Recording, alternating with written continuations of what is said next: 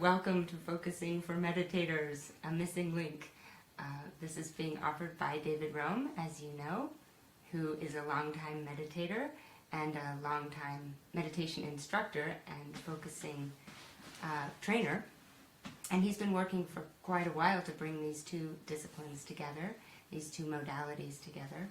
So I think he has a lot to share, both personally and professionally, in terms of how this can help us. He's also the author of this book, in case you didn't know. Your Body Knows the Answer, Using Your Felt Sense to Solve Problems, Effect Change, and Liberate Creativity.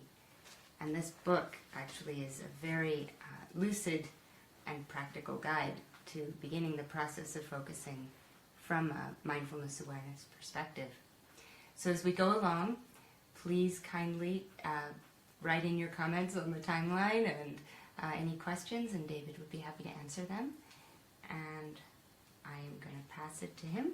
And afterwards, the video will be available, so it can be shared, or you'll be able to find it on his website or on Facebook. So thank you all again. I'm David. Thank you, those of you who have endured the silence and are still there. And also thank you, Carolyn. That was Carolyn Conjuro, who's my partner for communications and marketing and technology, but I might have to replace her on the technology side.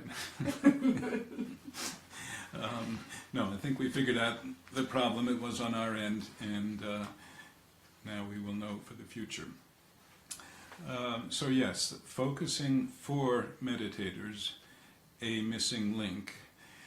And that title comes directly out of my own experience. I started meditating in my 20s, and it was only when I was about 50 years old that I, by chance, discovered focusing and did training in it, and found that it really, for me, did provide what had been a missing link. And that missing link has to do with getting more in touch with feelings, but especially getting in touch with feelings at a deeper level that may not even show up in just mindfulness practice, where you're just noticing what arises and acknowledging it but letting go. So focusing, like meditation, is a contemplative practice. It's a practice where we have to pause the speed, the discursiveness of mind, and open a space, a gap, where we can begin to be sensitive to something at a deeper level. And in focusing, that deeper level is called felt sense, the felt sense.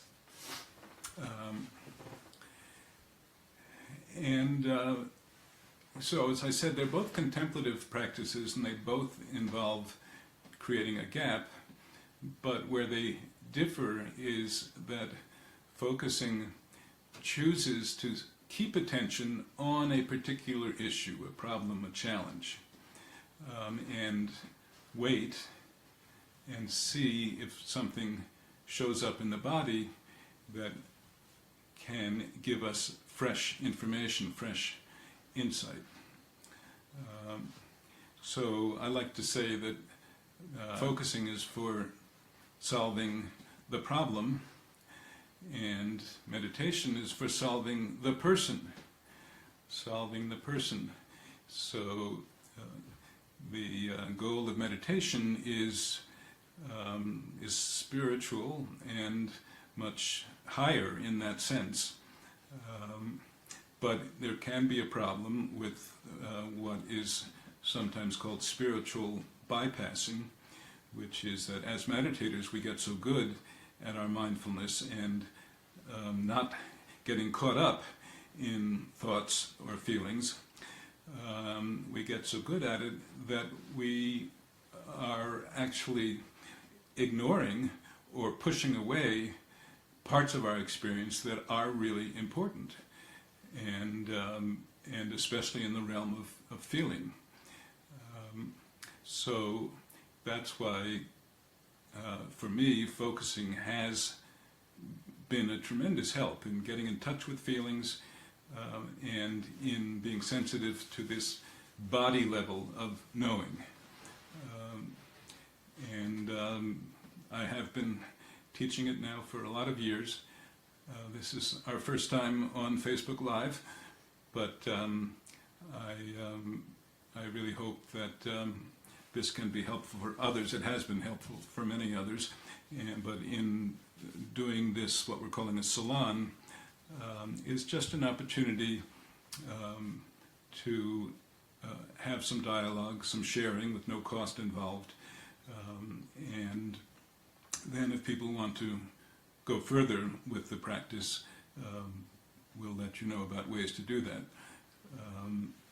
Many of you are probably, some of you are probably already both meditators and focusers, and some of you may be meditators but not yet focusers, and some of you might be focusers, not yet meditators, but the emphasis here is, as the title says, focusing for meditators.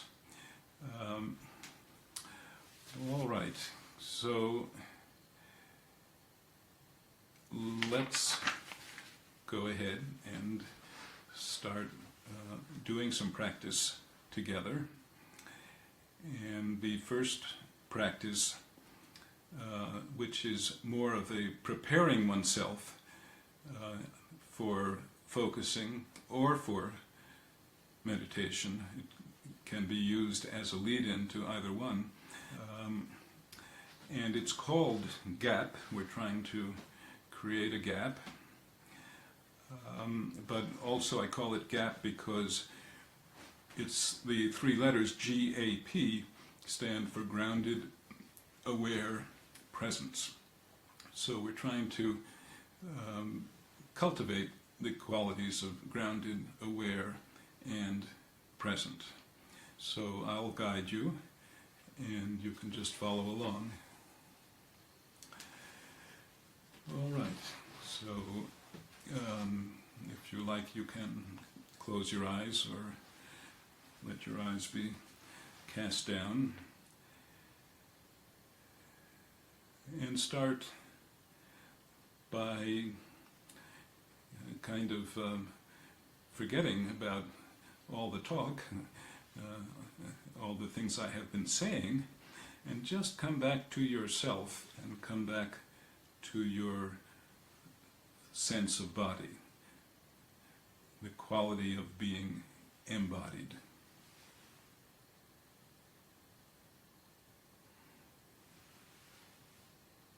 So we're not talking so much about the physical body, but about the what's called somatic, the experienced body.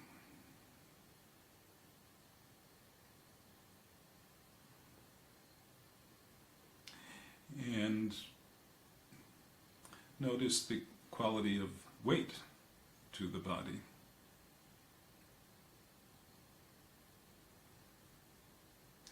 And especially bring attention to where your body is contacting whatever you are sitting on.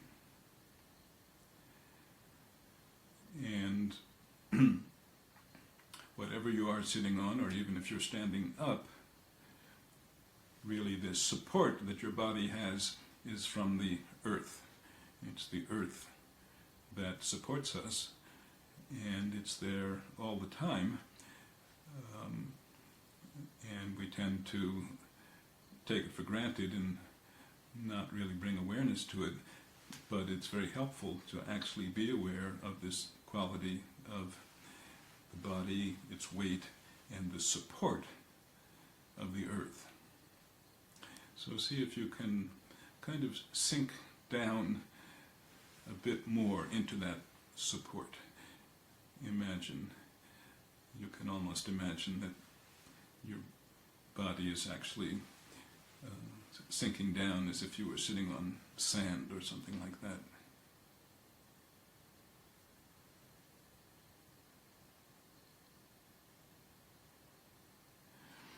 And so this is the quality of grounded on the earth.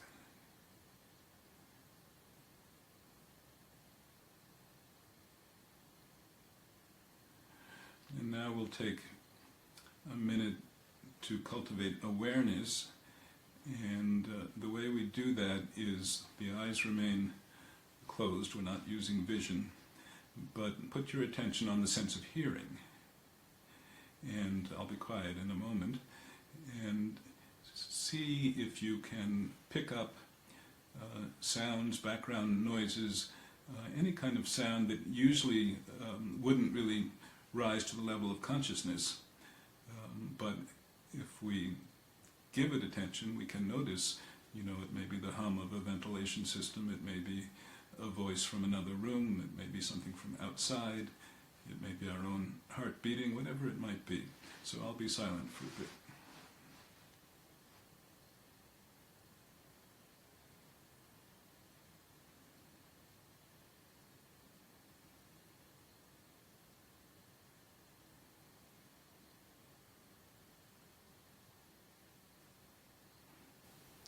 And as you're doing this, notice that you are also becoming aware of the space, of the larger silence in which sound is arising.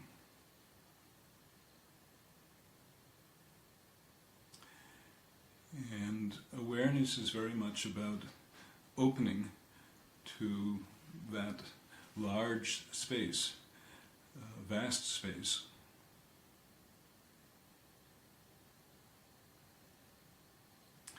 And being sensitive to sense perceptions and other qualities of the larger space or the larger environment in which we are in this moment. So we have grounded on the earth, aware, and the third one is present. And for this, bring a hand to your heart, gently, just softly, and you're touching yourself, but you're also touching your basic existence, your basic presence, which is here before anything else, before we think anything or say anything or do anything. It's our aliveness, present, grounded, aware, and present.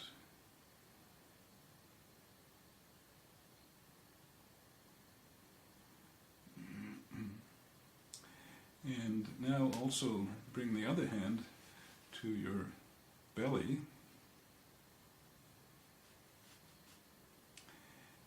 And now let your awareness, let your attention be inside the body, and we're talking especially about the torso, the main body, from the throat down to your seat. That whole very sensitive inner area that is behind where the one hand is at the level of the heart and the breathing, and the other hand is at the level of digestion or the gut. And focusing has a lot to do with what are called gut feelings. So just sense inside, and you might ask, how am I right now? How am I feeling?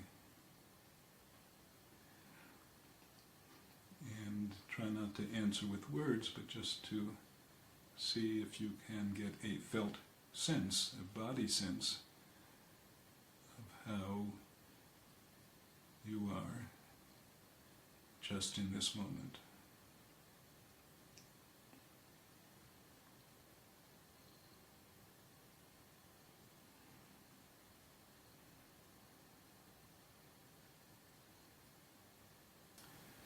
All right, and let's gradually bring our attention back, open the eyes, and we will go on. I will go on. I'm very happy that there were 2 people who actually sent in questions beforehand, and I'm hoping as we go on doing this once a month that people will kind of get in the habit of sending questions in beforehand. But of course you can also raise questions during the session as long as we have enough time. So our intention was to go for 45 minutes, and we'll probably go to 8 o'clock since we lost a bunch of time, and if you have to leave, that's understood. But to save time, I actually wrote out my answers to these 2 questions, so I'm just going to read them, and then we can have some discussion after that. So the first question is from Eric, who says, "It's easy to take an idea or insight from focusing and run with it, aka a half-baked notion. How does one differentiate between the semi-formulated felt sense and the real McCoy, so to speak?" And there are several ways to do that. And the first that I suggest is just wait longer before you ask for an insight. And this is one of the places where mindfulness practice can be very helpful to focusers, so that they learn really just to remain still and wait and allow something then to arise in the felt sense in its own time. So don't rush. The second one is when an insight comes, always check that insight back against the felt sense itself. This is called resonating. So the insight suggests a certain action that you should take. So then check with the felt sense. Is that right? Is that the right thing to do? Does that fit? And if it does fit, that's good. But you can also ask, is there more? Is there more? And see if more comes.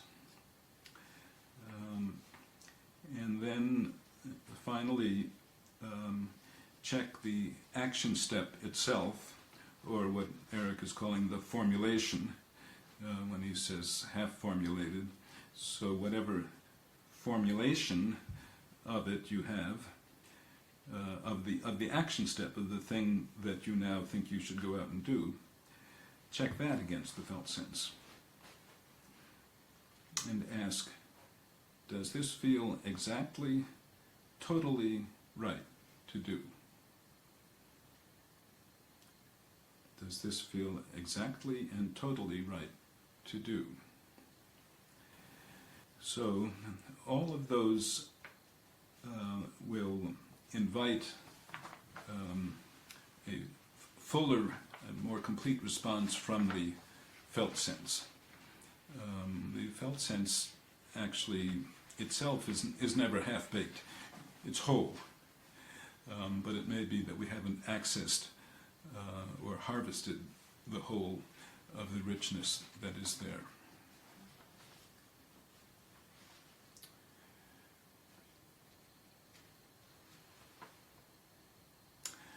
I'm going to go on to the second question before we have discussion, but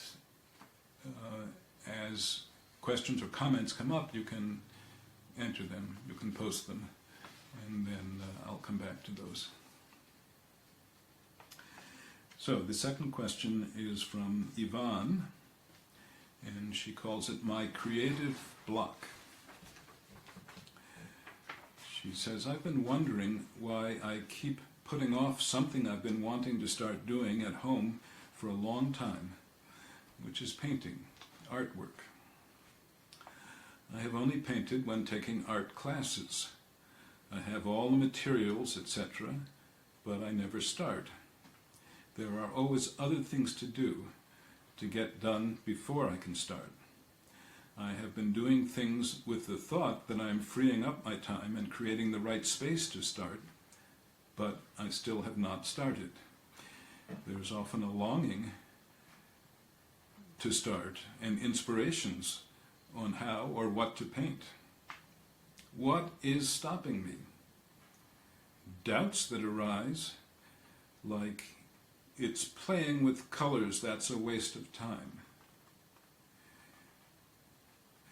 Or is creating images a waste of materials? Or will finally focusing on, in the sense of committing to something I love to do, become a time-consuming addiction leading to the neglect and loss of everything else? What is the point of doing this? All right, so there's a lot there, and I'll answer in the sense of giving some suggestions, but especially with action blocks, one really has to spend time with them, and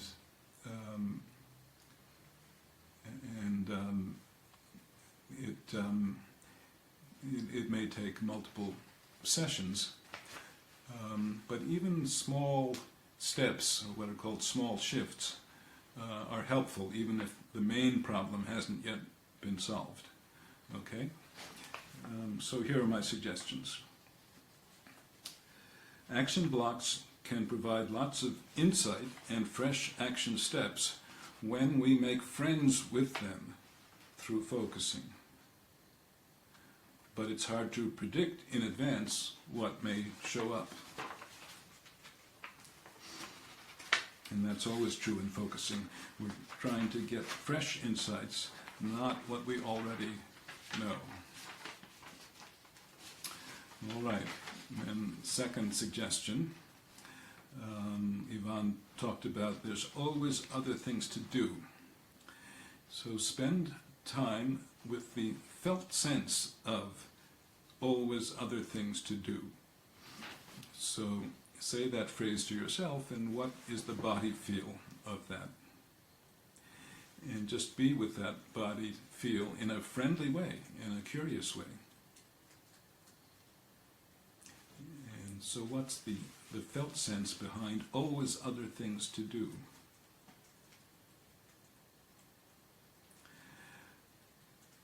And you can spend time with what Yvonne called the longing to do it, and the inspirations.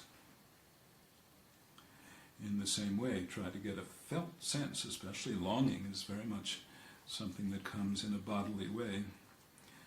And you might ask, where is this longing coming from? So there's a sense of going deeper and inviting something that comes more from the original source of the inspiration. At the same time, it's very important to have self-compassion, and especially around things that you have a longing for. That really can't be wrong. You may not have figured out yet exactly what you need to do, but the longing is real, and so be compassionate to that and validating to that. Yes, yes, yes, the longing is there. I feel that, and that's real. That's valid.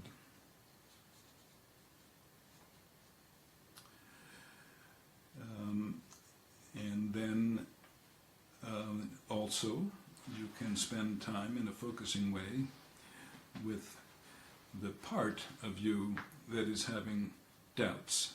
So Yvonne listed a whole bunch of doubts there. So listen in a caring way, especially to inner critical voices, but don't accept them at face value. Listen in a friendly way, but don't accept them as the truth. Critical inner voices generally have to do with something that your body, in a sense, or your unconscious is worried about. Often these are things that go back to childhood. So just ask that critical place, that doubting place, what are you worried about? What are you afraid of? What would happen if I go ahead and start my artwork? That might be a bad thing.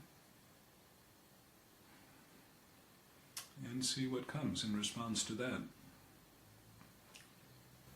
And Yvonne, you already have part of that answer. It's the place in you that asks, will this become a time-consuming addiction leading to neglect and loss of everything else? So, on the surface, that doesn't sound like that's very likely, but that feeling or that fear is coming from someplace deeper. Will this become a time-consuming addiction leading to neglect and loss of everything else?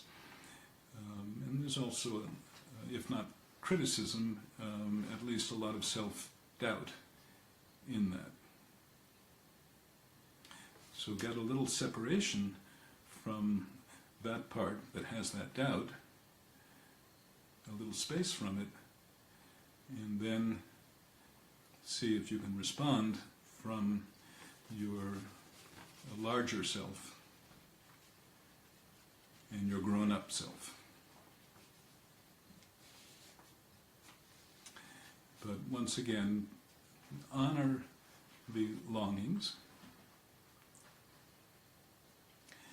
and don't be afraid to experiment.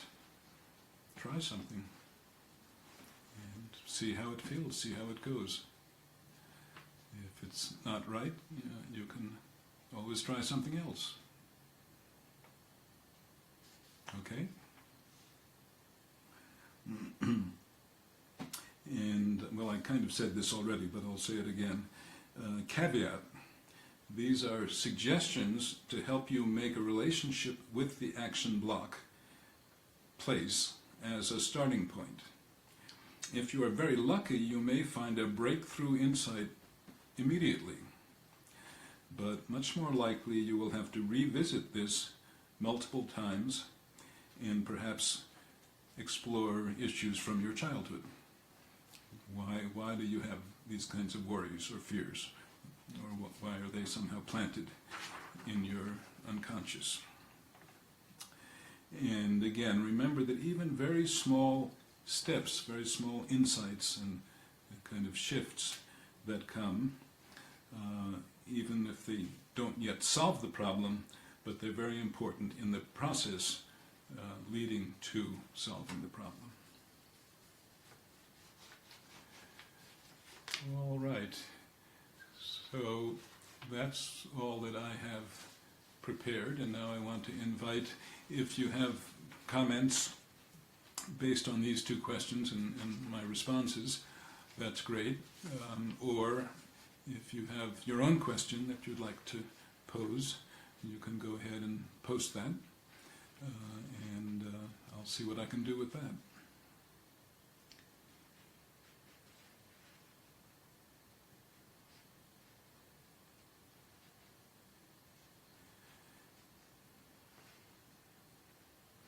So I'll just wait a bit and give people time to formulate something. If you like, you don't have to, but it's an opportunity.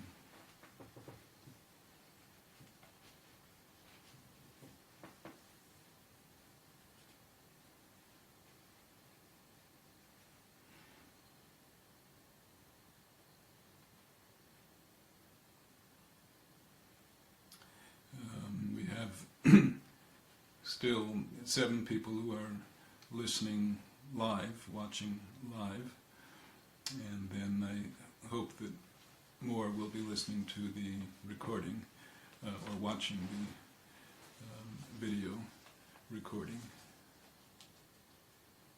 Any questions or comments or anything at all that someone wants to say? Well, could you at least tell me if you have been hearing me? Have you been hearing me?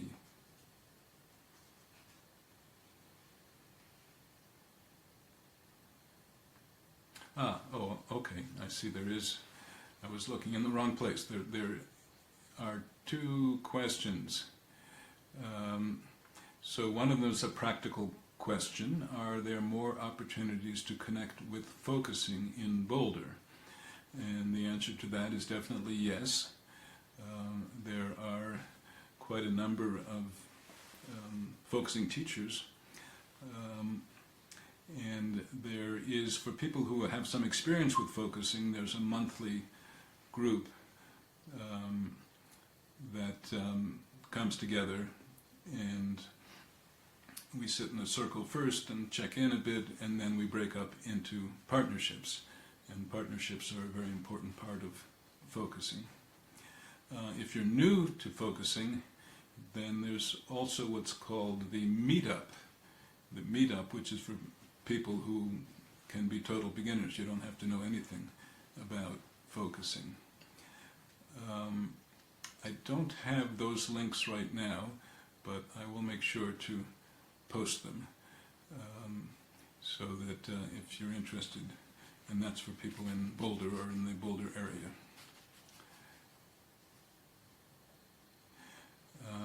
Okay, now I have a couple of questions. Kevin asks, do you have any sense of why this kind of approach is missing in traditional Buddhist meditation practices? That's a great question. And at the risk of making a doctrinal error, I think there's mainly 2 reasons. One is what I said earlier, that meditation, which is coming out of, in this case, out of Buddhism, is really aimed ultimately at liberation, at transcending the small self altogether. And therefore, it doesn't want to waste time and energy working with problems that are still part of the not yet fully awake self. And there's the famous analogy that the Buddha gave, which maybe fits here. He said, if you've been shot with an arrow, and the arrow is sticking in you, you don't look at the end of the arrow and see the feathers and wonder, well, what kind of bird did those feathers come from, or who made this arrow? No, all you're focused on is getting that arrow out and healing the wound. And that's the sense in Buddhism of getting to the bottom of the whole thing, the origin of suffering, what's called the origin of suffering. But the other answer I would give is cultural, that in our own time, we are much more individualized. So in earlier times, and people had a much more tribal or communal identity. And they didn't so much reflect inwards, but they worked things out between one another as much as they can. So, but in our culture, there's a great deal of inner conversation going on. And so for us, there's also I would say that in more traditional cultures, people are already more in touch with their bodies and probably with the felt knowing itself.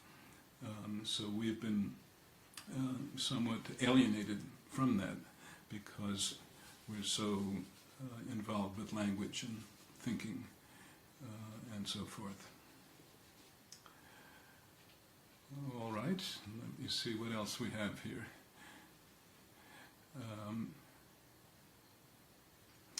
Laura asks, you said that in focusing, you keep attention on an issue and wait for a response from the body.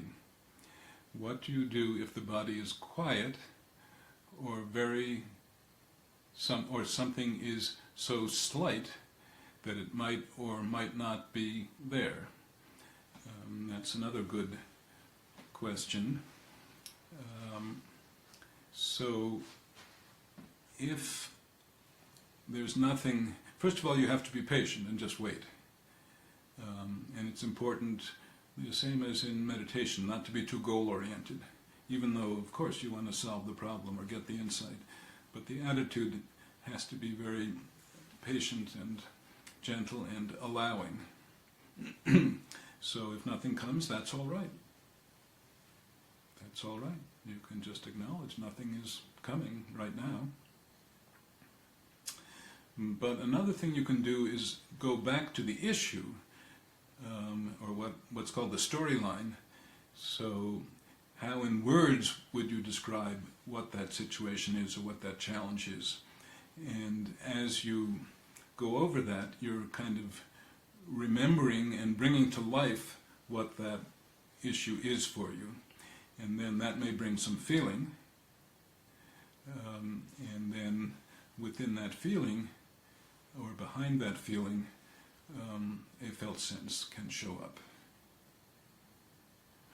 So you don't have to just wait. You can go back and talk about, let's say you had a conflict with somebody. So go over it in your mind.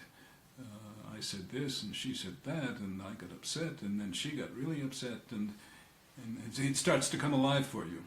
Then drop the storyline. Forget about the narrative and now just sense inside. And even just with that little example, I feel something a little twinging here in my chest. Okay? So that's a kind of a felt sense, even though it was just a made-up example.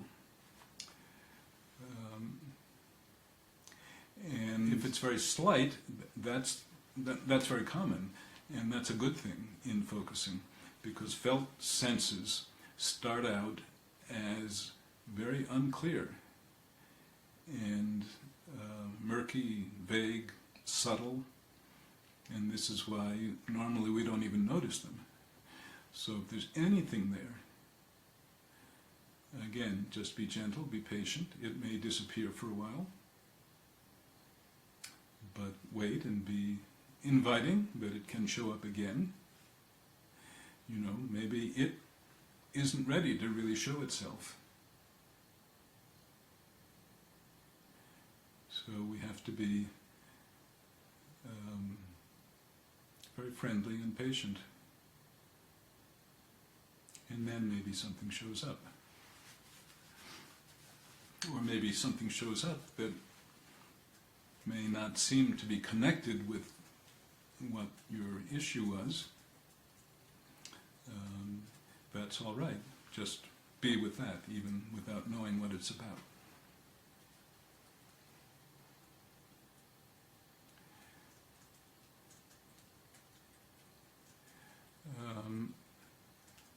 All right. Well, we're kind of getting toward the end of our time, and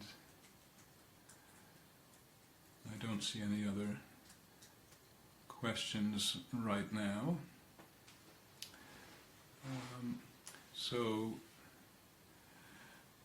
Let me turn it back over to Carolyn, my partner here, and she can talk a little bit more about what we're planning to do over time and what resources are available to you.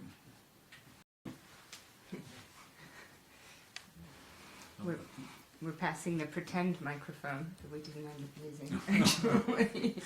We started with a microphone, so I feel like there's a microphone. There should be a here. microphone there. Okay, Carolyn. Yeah, thank you. Thank you, David. Mm-hmm. And thank you, everyone, for hanging in with us. And I just posted a link for everyone if you're interested in a one-on-one focusing session with David. I've done that myself now a few times, and I will just say he's remarkable in so many ways, and it's quite amazing what you can do in one session. So, it looks like you have one more question, David. Oh my goodness, this is a complicated one. I might have to save this for next time, but I'll read it. Kevin says, one more question, if you have time. What place does botched kinesthesia play in this? Interesting question. For example, I grew up with depression, and the first time when I really recall feeling happy in my life, it felt different from literally decades of physical and psychological conditioning. How does focusing work with this? Yeah, that's a good question that we could spend quite a bit of time on, but just briefly, you have to be willing to be with the uncomfortable feelings. That's absolutely key. So a lot of, not always, but a lot of the time we're trying to deal with a problem or a blockage or something that we're not happy about. So we have to start by making friends with how it feels now to not be happy about the situation. If it has a quality of depression, to really feel in a kind of bodily way, well, what does that feel like? So I'll leave it at that for today, and perhaps we can spend some more time in our next session with that. Okay. Yeah, that's wonderful. And if any of you have comments or questions that come later on, or also if you share this post, it'll be up shortly on the Facebook page, so feel free to share it. And when you share, you can also invite people to send in comments or questions on the Facebook page. And at some point soon, it will also be shared on David's website, and which is mindfulfocusing.com. And the link that I just posted for you all will take you there for also if you want to schedule one-on-one sessions, as I said, but that's part of his Mindful Focusing website. So I think that's it, and it's just been wonderful, and as soon as we know when the next monthly salon will be, we'll let you all know. And if you follow the Facebook page, if you're not following it yet, if you follow it, that's probably the easiest way to ensure that you'll get updates for the next live event. So you can also maybe let people know that if you share the video. So I think that's it for today. Thank you so much, David. all right. Thank you, Carolyn. Thank you, everyone, for your patience. Yes. That was good practice, and for being here. I'm really looking forward to doing more of this.